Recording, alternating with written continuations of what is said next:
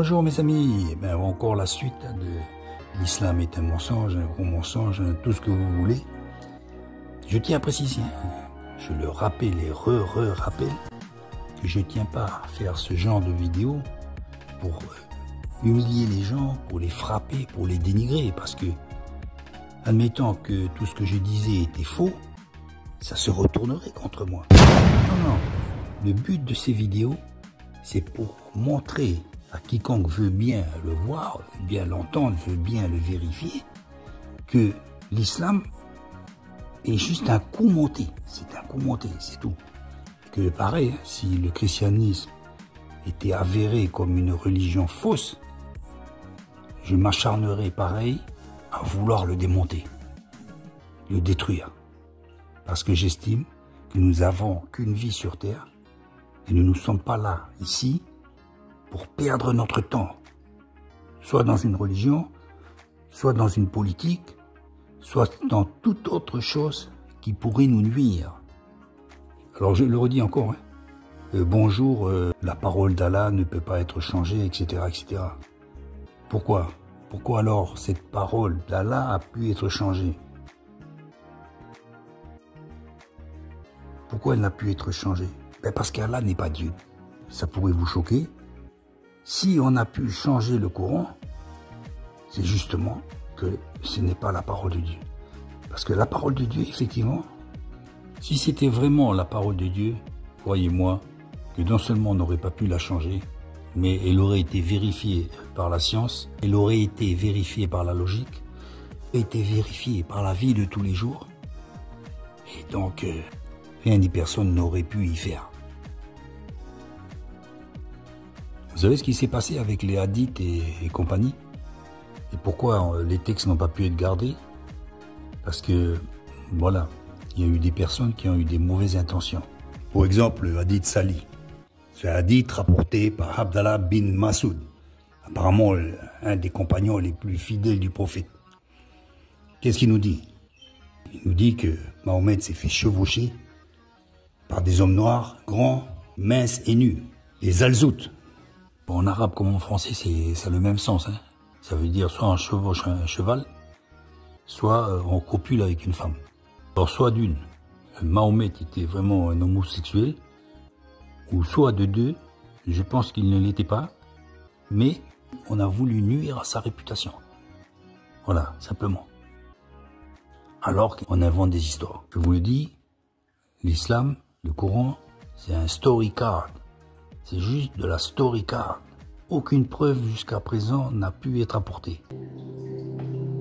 Pourquoi je vous raconte cette histoire? Pour vous dire qu'il ne faut pas écouter les hadiths. Je pense qu'il y a des gens qui ont dit n'importe quoi sur Mahomet, sur le Coran, sur la Mecque, sur n'importe quoi. Les hadiths, c'est comme les ondites. Oui, des ondits. Oui, les ondits, c'est des ondits. Je me rappelle un jour, il y a quelqu'un de ma belle famille qui m'avait dit qu'il avait entendu une histoire, que le chat, il était toujours sur la table de Jésus. Quand Jésus mangeait, il y avait toujours un chat sur sa table. Comment une histoire pareille a-t-elle pu se colporter? Je ne sais pas, depuis probablement des centaines d'années, de bouche à oreille, quoi. Quand vous voyez les premiers hadiths qui ont été écrits 240 ans après la mort de Mahomet par Boukhari, qui vivait à des milliers de kilomètres de la Mecque, ok, vous m'avez compris. La Bible, c'est pas pareil. Bien souvent, dans la Bible, les paroles de Jésus sont marquées en rouge. Les hadiths, pour nous, c'est ça. De la part de qui? De la part de personnes qui ont vécu dans le même lieu que Jésus, et qui sont contemporains de Jésus, et qui ont été faites entre 30 et 60 ans après la mort de Jésus. Donc ça, c'est fiable. C'est plus valable. On le voit, son histoire, ça ressemble un peu au Ramayana. Il quitte la Mecque, il va jusqu'à Jérusalem, il monte jusqu'au 8e et 7e ciel, rencontre Allah, descend, rencontre Moïse et comprend qu'il doit prier 50 fois. Puis Moïse dit, faites descendre Mahomet. Donc alors Mahomet, il descend et il fait des allers-retours entre le 7e et le 5e ciel. Et après avoir prié 50 fois, puis 30 fois, puis 20, puis 10, puis 5 prières, Il quitte la Mecque, part à Médine, revient à la Mecque pour la vaincre en 633. Rien que ça. Je pense que s'il avait rencontré Moïse, il lui aurait dit, écoute, toute la Bible, là, tout ce qu'ils ont fait là, c'est faux. Je vais t'expliquer comment faire un nouveau livre. La révélation finale, on va l'appeler le Coran. Non, non, il a rien dit. Il l'a fait redescendre. Il l'a fait redescendre entre le 7e et le 5e ciel. Quoi ça?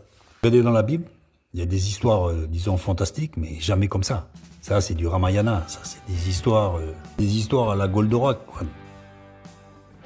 Aujourd'hui encore, vous regardez, il y a beaucoup de personnes qui ont ce genre d'expérience. Je dis ce genre, mais ça n'a rien à voir. Qui ont vu le ciel, qui ont vu l'enfer et qui sont revenus pour nous les mentionner. Dans des gens dignes de foi, parce que tous les témoignages concordent, non seulement avec la Bible, mais entre eux. Il n'y a jamais eu de Moïse, de 3e ciel, 6e ciel, 4e étage, ou je ne sais pas. Non, il faut arrêter un peu. Une histoire rocambolesque, c'est tout. Malheureusement, beaucoup de personnes y croient. Sachez à vous, entendeurs, c'est pas parce qu'une histoire est écrite dans le Coran ou dans n'importe quel autre livre que ça peut avoir valeur de foi. Soyez un peu critique, parce que Dieu vous a mis quelque chose qui est essentiel dans votre être intérieur, c'est la logique et le raisonnement, la réflexion et la pensée. Il faut savoir l'utiliser, il faut l'utiliser. Si vous vous laissez guider par des textes sans faire votre propre expérience, vous êtes comme un bœuf qui se laisse traîner à la boucherie. C'est juste ce que vous êtes, un bœuf qui va à la boucherie. Le problème, c'est qu'il ne le sait pas. Pourquoi? Parce que c'est un bœuf. Et si vous voulez être autre chose qu'un bœuf, appelez le Saint-Esprit, appelez-le à l'aide, car il est là pour nous. L'islam, le Coran, c'est un story card. Et ce qu'on peut dire du pauvre Mahomet, c'est qu'on lui a taillé un costard, quoi. Lui-même n'a rien écrit, d'autres ont parlé à sa place, et on lui a fait dire ce que certainement il n'avait jamais dit. Ce que vous pouvez voir, c'est que dans l'islam, tout est du facsimilé, c'est de l'imitation. La Kaaba originelle est à Jérusalem. La Kaaba, c'est comme en arabe, ça veut dire le carré. C'était le Saint des Saints, c'était là où il y avait le Saint des Saints.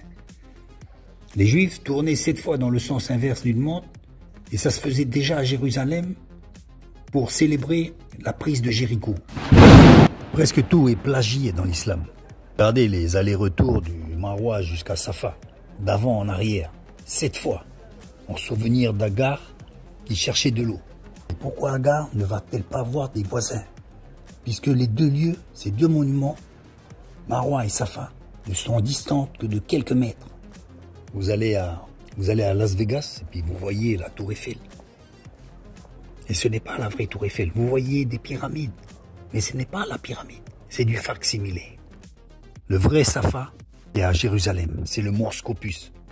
Le Mont Scopus veut dire... Le Mont Scopus est traduit par Safa en arabe. Marwa, le vrai Marwa, c'est le mont Morija, qui est à Jérusalem. Marwa en arabe veut bien dire le mont Morija. Pour vous dire à quel point les musulmans ont voulu copier le christianisme, le premier calife de l'histoire, Muawiyah. Regardez les pièces de monnaie. C'est les premières pièces de monnaie qu'on doit au premier calife musulman. Qu'est-ce qu'il avait sur la tête? Une croix.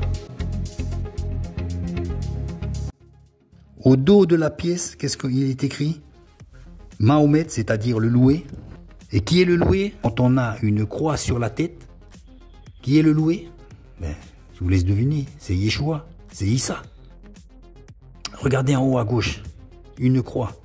Toutes les pièces le disent. Muawiyah, le premier calife de l'histoire, était chrétien. Mais on peut penser aussi que lui-même, se disant commandeur des croyants, portait une croix sur sa coiffe pour signifier que musulmans comme chrétiens, ou même juifs, étaient sous son autorité. Les pièces ne mentent pas. Regardez les 49 pierres que les pèlerins doivent jeter sur Satan. Mais Satan se moque de vous. Satan il rigole. Satan c'est un être spirituel. Vous ne pourrez jamais l'avoir avec des pierres. Alors pourquoi 49 pierres? Parce que 49 c'est 7 fois 7. Et 7 c'est un chiffre qui représente le divin dans la religion juive. Regardez, l'islam il a tellement dévié qu'aujourd'hui il ne ressemble plus à rien. Ensuite, vous voyez la pierre noire qu'on embrasse pour pouvoir être pardonné de ses péchés. C'est de l'idolâtrie.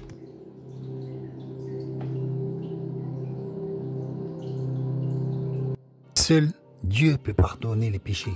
C'est pas en embrassant une pierre noire. Elle vient d'où cette pierre noire?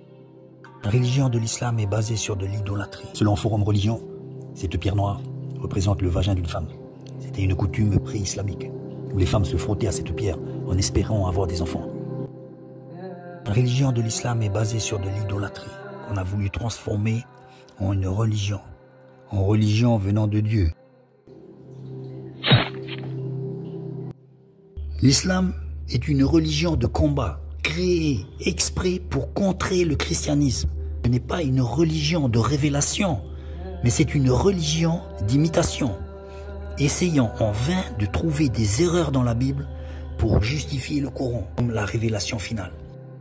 Les preuves de sa fourberie se trouvent dans l'islam même, puisque le Coran actuel a tellement été modifié qu'il infirme le chapitre 10, verset 15, qui affirme qu'aucun homme ne peut changer une seule lettre. Eh bien voilà, cela a été continuellement fait depuis 1300 ans maintenant. Donc personne dans le monde antique ne connaissait Mahomet. Regardons maintenant les ateliers monétaires. Aucun atelier monétaire en Arabie. Si la Mecque était un centre important mondial, je le rappelle, la première ville de l'humanité, donc avec un lieu où il y avait du commerce nord, sud, est et ouest, on aurait retrouvé des monnaies, obligatoirement. Le commerce a toujours marché avec des monnaies. Or, on n'a jamais rien trouvé. Vous savez pourquoi? Parce qu'il n'y a jamais eu de commerce à la Mecque.